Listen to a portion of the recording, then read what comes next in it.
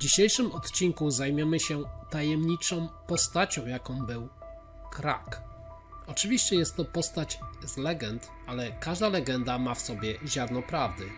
A konkretnie będę chciał zwrócić Waszą uwagę na kopce krakowskie, które oprócz wielkich grodów były charakterystyczną cechą znajdującego się na tych ziemiach plemienia, tuż przed samym rozwojem państwa Piastów. Zagadnienie jest bardzo trudne, ponieważ dotyczy wielu dziedzin nauk, a dzisiaj skupię się na tym, co działo się w Małopolsce w wieku IX. Najpierw świadectwa pisane, bo co tak w ogóle oznacza nazwa Wiślan? Pojawia się ona po raz pierwszy w dokumencie geografa bawarskiego, gdzie opisuje on spis ludów mieszkających na wschód od państwa Franków.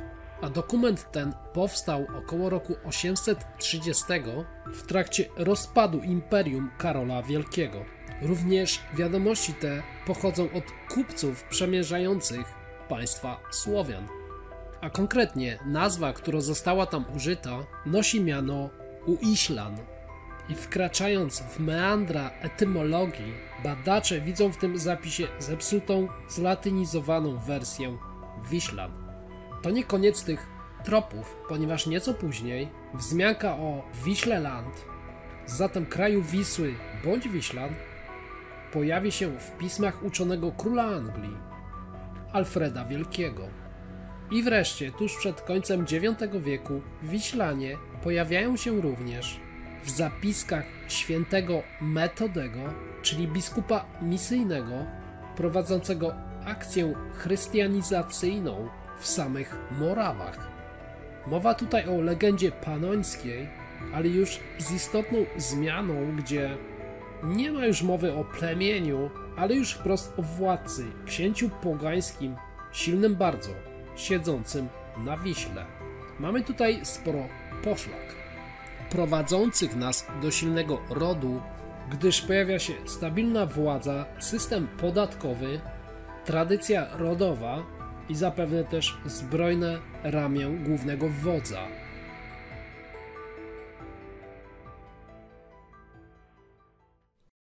Dobra, no to pora wspiąć się na kopiec Kraka. Droga jak zwykle była ciężka, dobrze, że nie wziąłem psa, jest niesamowity upał, naprawdę jest bardzo gorąco. Poza tym 10 metrów dalej skręt w Krakowie kosztuje Cię pół obwodnicy Krakowa, ale jakoś dotarłem. I teraz już przyjrzyjmy się kopcowi. Hork, inaczej kurhan. Kamienny stos ofiarny, kopiec ziemny, ołtarz świątynny i takie oto cmentarzyska kurhanowe były miejscem szczególnym, gdzie składano najważniejszych członków wikińskiej szlachty. I świadczyło to o dużej randze chowanych w takich miejscach osób.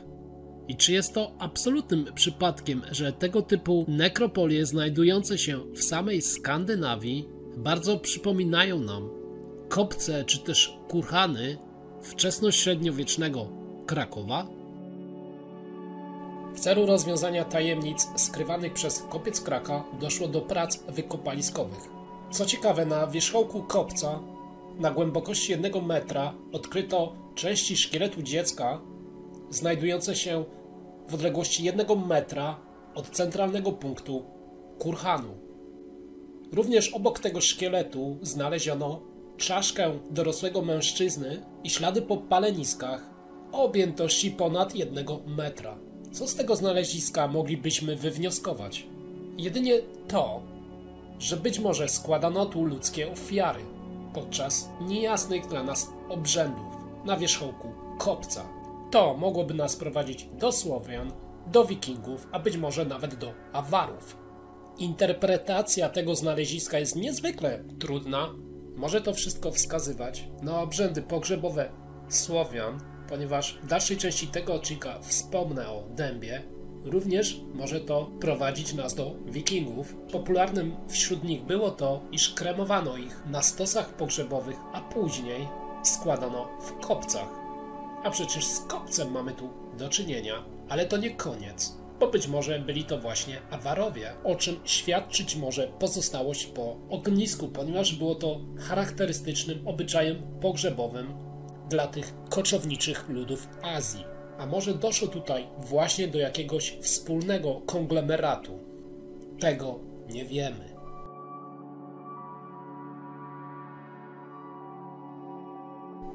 Do kolejnego fascynującego odkrycia doszło w roku 1934, kiedy po usunięciu wierzchołka kopca na wysokości 2 metrów odkryto pień olbrzymiego dębu ofiarnego. Wiek drzewa w chwili jego ścięcia oceniono aż na 300 lat, wysokość na 33 metry, czyli tyle co 11-piętrowy budynek. Co uwaga ogólnie dałoby nam na monument o wielkości aż 50 metrów. Na uwagę zasługuje też fakt, iż był jedynym takim znaleziskiem przedchrześcijańskim na całych ziemiach polskich. Ale przy tym wszystkim musimy jeszcze pamiętać o jednym, bo również w kopcu znaleziono brązową skówkę typu awarskiego. Ale po raz kolejny, cóż to tak naprawdę znaczy? Mamy kolejne mnożące się niejasne wątki. Ponieważ po pierwsze znajdował się tutaj szlak awarskich wypraw wojennych przeciwko Frankom, tak wcześnie jak w VI wieku naszej ery. Po drugie, brązowa skówka mogła się równie dobrze znaleźć też tutaj przypadkowo, na zasadach wymiany handlowej. I po trzecie też, mogła powstać w wyniku zwykłego naśladownictwa. Ale w drugiej połowie VIII wieku podobne brązowe okucia pasa odnaleziono na Szatzowicach. Zatem jaka jest prawda? Natomiast jednego możemy być pewni. Ludzie, którzy wznieśli ten kopiec, znali się na swojej pracy, ponieważ wyróżnili się, jak zresztą widzicie, ponadczasowym kunsztem inżynieryjnym, zatem musieli posiadać pewną wiedzę. Użyto tutaj mieszaniny tłucznia skały wapiennej, gliny, stoki obsiano bardzo szybko rosnącym perzem, co pomogło zawiązać się glebie na jego powierzchni, chroniąc go przed niszczącymi wpływami atmosferycznymi przez wiele wieków. I tutaj ciekawostka. Najstarsze ziemne kopce Krakowa są dziś o wiele lepszym stanie niż ich młodsze odpowiedniki. Kopiec Kościuszki i Piłsudskiego z czasów bardziej nam współczesnych. Chcielibyśmy wszyscy rozwiązać tą zagadkę, ale to nie będzie takie proste, ponieważ osławiony dąb, kultowy dąb pogański tutaj odnaleziony, niestety nie przetrwał do naszych czasów. W ogóle nie został przebadany odpowiednimi metodami, czyli izotopem węgla C14, czy też badaniem dendrochronologicznym. Na usta ciśnie się pytanie, dlaczego nie pozostała żadna próbka drewna z tego dębu? Bo gdybyśmy mieli pewną próbkę, już wiedzielibyśmy na 100%, iż pewna część naszego kraju została schrystianizowana na długo przed Mieszkiem I. Kolejna analogia, która kierowałaby nas w stronę Wikingów, to odkryty tam wewnątrz kopca słup centralny, który był charakterystycznym elementem używanym podczas budowy kurhanów, ale w Danii, czy też w samej Szwecji. Kopiec Kraka jest wyższy od tego w Starej Uppsali, a nawet od tego w Jelling w Danii.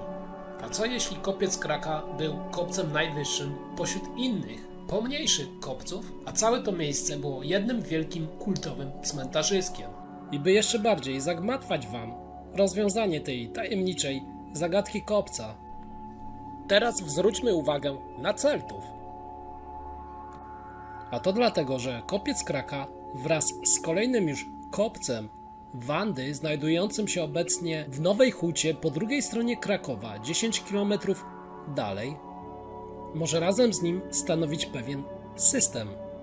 W skrócie, stojąc na kopcu Kraka 2 maja czy też 10 sierpnia, ujrzycie tam dokładnie wschodzące słońce nad kopcem Wandy.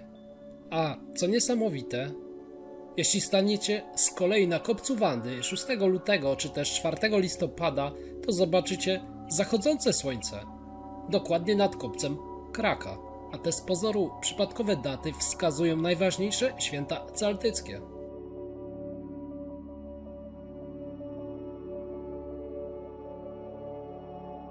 I nadmienić tutaj muszę, iż Wzgórze Wawelskie wraz z kopcem Kraka 2 w Krakuszowicach, którego fragment filmu widzicie teraz w rogu ekranu, mógł stanowić celtycki system wskaźników astronomicznych, czy być pewnego rodzaju astronomicznym obserwatorium, ale to jest tylko kolejna hipoteza.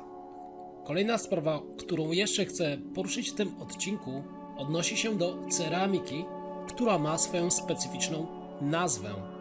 Ceramika biała krakowska. A czym charakteryzują się te wytwory z czasów Wiślan? Po pierwsze tym, iż były wytwarzane tylko i wyłącznie na tym terenie i raczej nie były nigdzie dalej rozpowszechniane.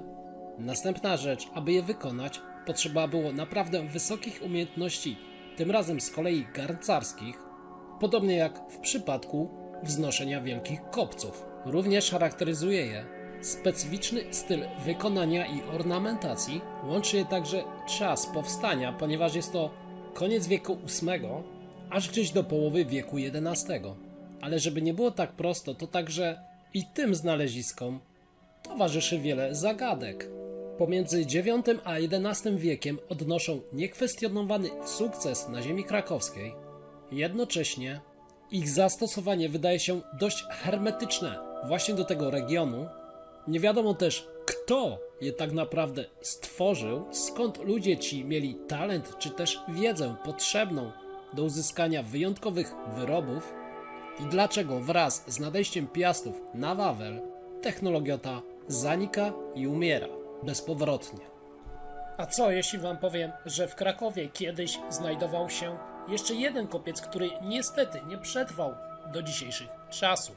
Mówię tutaj o kopcu Esterki, który został zrównany z ziemią w latach 50. XX wieku podczas budowy obiektów sportowych. I coś, co może nie spodoba się już teraz kompletnie wszystkim, bo na Wzgórzu Wawelskim bardzo dawno temu, przed wieloma wiekami, mógł znajdować się sam wielki kopiec ofiarny, poświęcony pogańskiej władzy wielkiego wodza Wiślan, kimkolwiek on był. A z interpretacji średniowiecznej dotarł on do naszych dni jako legendarny krak. I następna ciekawostka. Oczywiście tuż obok kopca ofiarnego na Wawelu wybudowano nieistniejący dziś kościółek świętego Michała, aby zatrzeć poprzednie wierzenia. A sam kurhan został rozebrany przez Austriaków na początku XIX wieku. Mógłbym powiedzieć, kolejny pech, który nie przybliży nas do szybkiego odkrycia prawdy. Na uwagę zasługuje według mnie też to, iż kompletnie zaniedbano wyniki badań wykopaliskowych prowadzonych przed wojną. Próbki świętego dębu Słowian giną w niejasnych okolicznościach i koniec końców wszyscy zapominają o intrygującej tajemnicy kopca Kraka. Co jednak z państwem wielkomorawskim, które miało niebagatelny wpływ na organizację plemienia Wiślan. Działalność Cyryla i Metodego rozpoczęła się tam w roku 863, a do przymusowego chrztu wielkiego władcy z południa Polski mogło dojść w czasie pomiędzy rokiem 873 a 885, gdzie wydarzenia te dokładnie opisuje legenda panońska wspomniana przeze mnie na samym początku tego filmu. To właśnie w trakcie tych wydarzeń Świętopełek Wielki, największy z wodzów państwa morawskiego, pokonał pogańskiego księcia Wiślan, a pretekstem do przymusowego chrztu było podobno prześladowanie chrześcijan. Poza legendą panońską mogłyby to potwierdzać odnalezione zniszczenia kilkunastu grodów w południowej Małopolsce pod koniec IX wieku. Z kolei co do samego wpływu czy też zajęcia protopaństwa Wiślan już nie mamy takiej pewności, gdyż być może przymusowy chrzest uczynił naszego księcia na południu Polski lennikiem Świętopełka, zmuszając do płacenia haraczu. Znamienitym wydaje się też fakt, wybiegając teraz nieco w przyszłość, iż to właśnie na Wawel chętnie później powrócą Piastowie.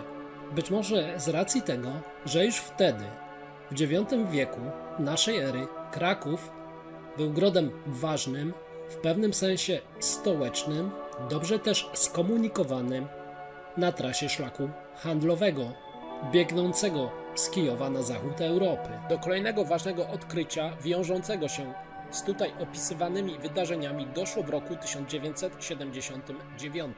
Podczas remontu domu kapitulnego przy ulicy Kanoniczej w Krakowie. Odnaleziono tam skrzynię, gdzie wewnątrz ułożono starannie tysiące żelaznych płacideł, czyli tzw. grzywień siekieropodobnych. Jest to znalezisko niesamowitej wartości, ponieważ nigdzie indziej nie odnaleziono takiego składowiska tego środka płatniczego. A badania przy użyciu izotopu węgla C14 wykazały, iż rzeczy te zostały ukryte tutaj pomiędzy rokiem 800 a 880, w ten sposób potwierdzając słowa Metodego z legendy panońskiej. Co z drugiej strony też dowodzi nam, że już wtedy okolice Krakowa, Kraków czy też Wawel były ważnym ośrodkiem hutnictwa żelaza w prapoczątkach naszego państwa. Podkreślić należy, że właśnie płacidła z Krakowa w swojej ilości przewyższają wszystkie znaleziska wielkomorawskie razem odkryte na Słowacji i Morawach. Po raz kolejny prowadzi nas to wszystko do świata Wikingów. W Norwegii także używano tego środka płatniczego. W średniowieczu Wincenty Kadłubek, jak opowiadałem wam w innym filmie, twierdził w swojej pracy, że Kraków nazwano od krakania gromady ptactwa. A wszystkie wrony, kruki i inne drapieżne ptaki odgrywały dużą rolę w mitologii ludów skandynawskich. A wrona w języku szwedzkim to po prostu kraka. I czy przypadkiem nie przypomina wam to nazwy Kraków?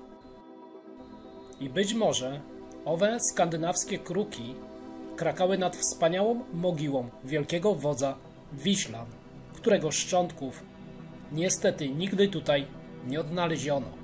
I z tymi pytaniami oraz zagadkami zostawiam was już samych.